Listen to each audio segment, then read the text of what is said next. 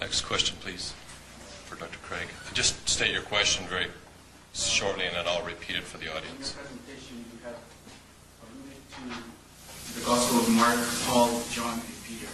Is there any reference from the Gospel according to Barnabas?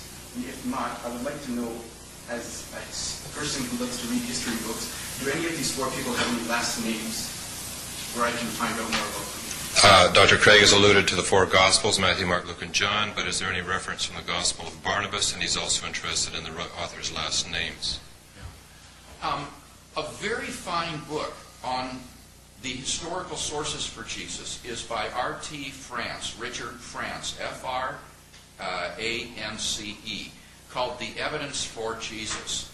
And this is, this is really a very balanced treatment. He's not on the one conservative extreme saying there's more evidence for the resurrection of Jesus than that Julius Caesar ever existed or something. But on the other hand, he's not on the Jesus seminar list either, claiming that you can't know anything about the historical Jesus. And you'll find discussion in there of the Gospel of Barnabas and why historians don't think that this is an authentic document, but rather represents a later writing that is secondary and derivative and therefore not as valuable as a primary source as the four Gospels and other sources.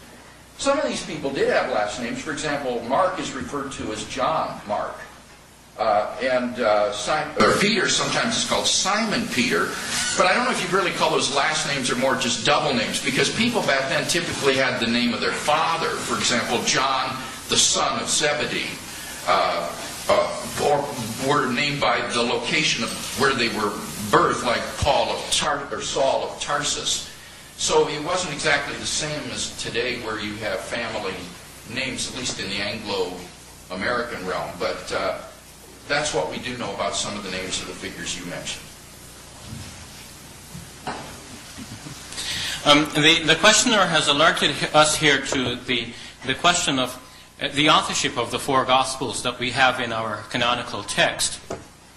The authors are identified by single names, and these identifications themselves came very late.